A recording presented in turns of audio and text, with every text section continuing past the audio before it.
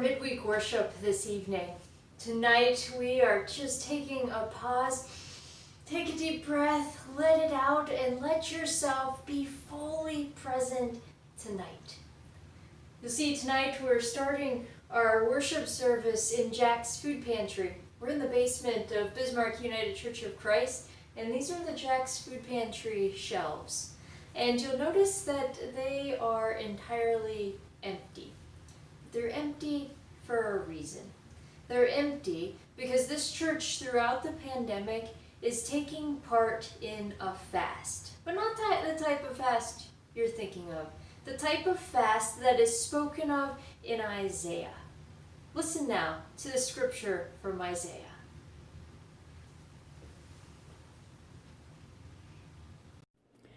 Scripture reading, Isaiah 58, 1-12.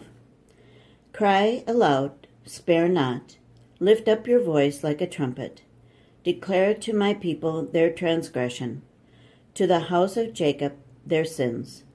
Yet they seek me daily, and delight to know my ways, as if they were a nation that did righteousness, and did not forsake the ordinance of their God. They ask of me righteous judgments. They delight to draw near to God. Why have we fasted, and thou seest it not?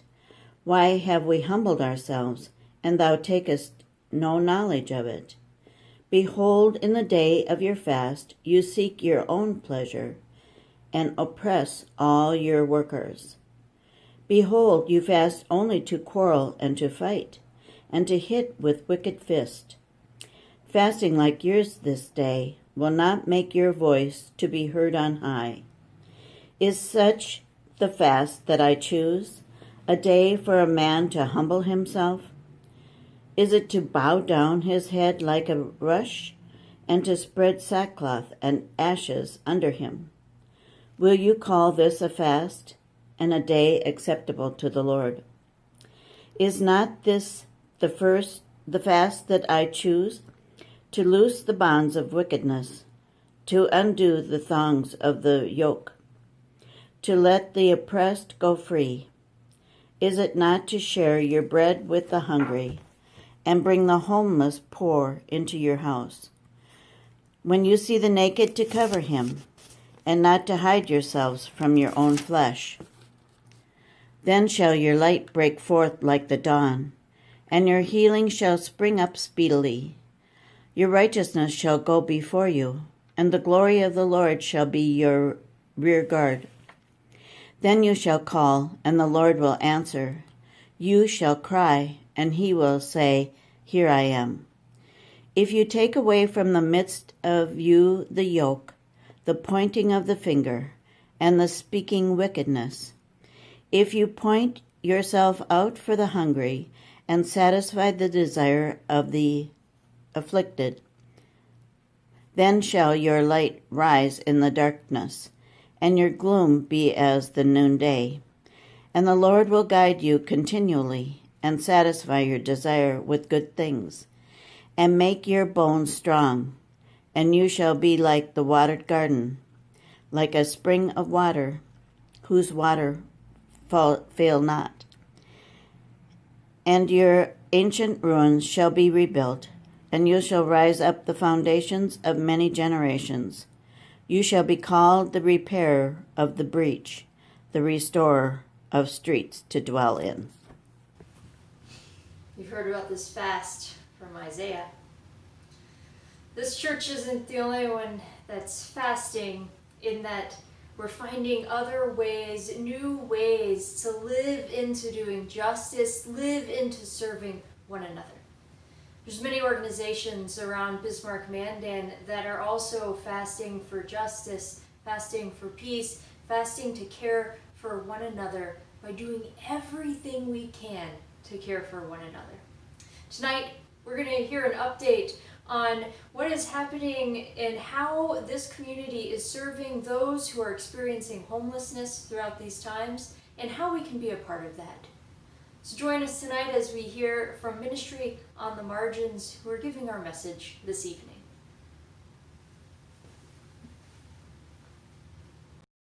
Morning. Welcome to Ministry on the Margins. Would you like a mask? Hello, this is Matthew. I am the program director with Ministry on the Margins. What you're seeing in this video clip is our Tuesday morning food pantry.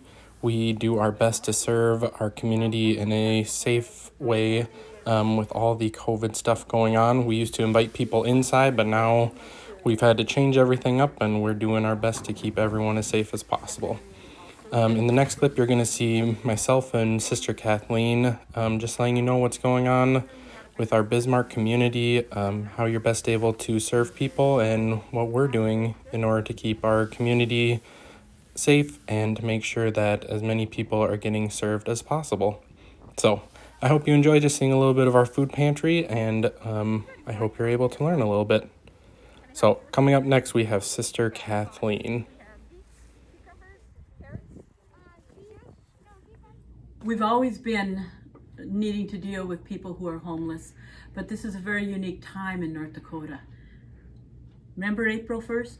It was winter, the pandemic hit, and we read prisons brought their numbers down with early releasing, jails brought their numbers down with early releasing, treatment centers brought their numbers down with early releasing, all to have appropriate distancing, but releasing people into homelessness because at the same time, the local emergency shelter brought its numbers down by finding other options for people and then closed to taking any new people in order to keep the numbers down. That created a huge overload of people who were homeless, and it was winter. Things continue. There are now more options because of the warmer weather. Unfortunately, the options may be people who are camping, but they can do that. But the new dynamic is in today's economy, families then moved together. And as families are starting to become ill with COVID-19, they're needing to ask other family members to move out of the house. And so now we have another unique crisis, and that would be people who are positive who become homeless. So we do not want them, out on the streets. We want them safe. We want them recovering. We want ourselves to be safe and those people quarantined. So that is a new unique area that we're managing with phone calls and able to do totally with the cooperation of Burleigh County Nursing, Burleigh County Emergency Services, Ministry on the Margins, and telephone to get these people into safety and into housing. At Ministry on the Margins, we've been doing our best to fill the gaps that have been popping up due to a global pandemic happening out of nowhere.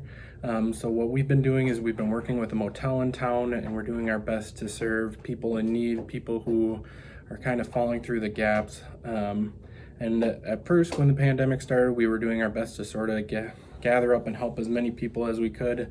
Now we're doing our best to sort of focus that a little bit and find the people who aren't getting the assistance in other places. So we're working with people coming out of jail and prison, people who are finding there's a gap between when they need help and when they can actually get help with other organizations. And people coming out of hospitals who aren't going to be a good fit for other places or need a little extra space and care before they can move on to other solutions. The other thing we've been doing is we have a food pantry that we have kept running throughout the whole time. We've had to change it a lot, how we do it.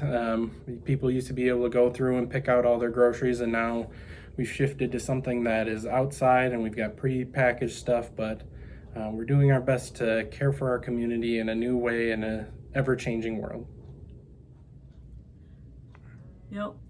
Extremely anti-guilt because we're so blessed as people. What I have found more energizing is gratitude, and coming out of the gratitude, and you say, so what can I do? What can I do?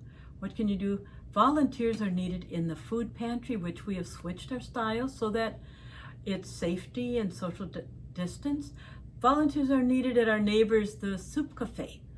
We need to get food to people. We need volunteers who can help collect hygiene products, to help collect cleaning products so that we can get that to people. All the things that you need for your day to keep your family safe.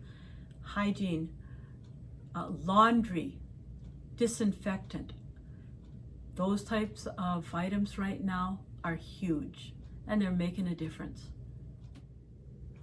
As part of our sheltering efforts, we are working with a motel in town, and what we have found is that we are able to shelter a family for a week for approximately $300. So part of that, we are keeping in touch with them, working with them, help them figure out new solutions, and they are able to get inside, have a safe place to stay while they get some new solutions figured out. When we were at our height with sheltering, we had approximately 30 adults and 15 children at one time, and those numbers fluctuated as families came in and out. They're down right now, but we're expecting winter is coming, and for those numbers to go back up and the need to increase, and we're just looking to do our best to continue serving our community. Is not this the fast that I choose? To loose the bonds of injustice, to undo the thongs of the yoke, to let the oppressed go free, and to break every yoke? Is it not to share your bread with the hungry, and bring the homeless poor into your house?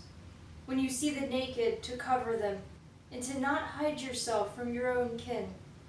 Then your light shall break forth like the dawn, and your healing shall spring up quickly. Is this not the fast that we choose? The fast that we choose to find new ways to serve one another. The ways we serve have changed. Our food pantry shelves are empty because we are finding faster ways to get the food out to people who need it. The ways that we are caring for those who are experiencing homelessness have changed, but we still need each other to make them possible. What are the fasts that you choose? The fasts of feeding the hungry, the fasts of undoing the yoke of injustice, the fast of letting the oppressed go free, the fast of finding shelter for the homeless. What are the fasts that you choose to do throughout these difficult times? Thank you for all that you are, for all the gifts that you bring into this world, for all the blessings that you are to those who know you and those who have yet to know you. Thank you.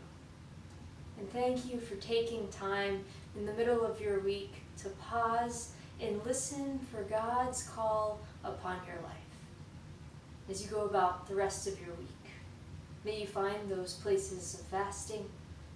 May you find those places of uplifting one another and living God's love.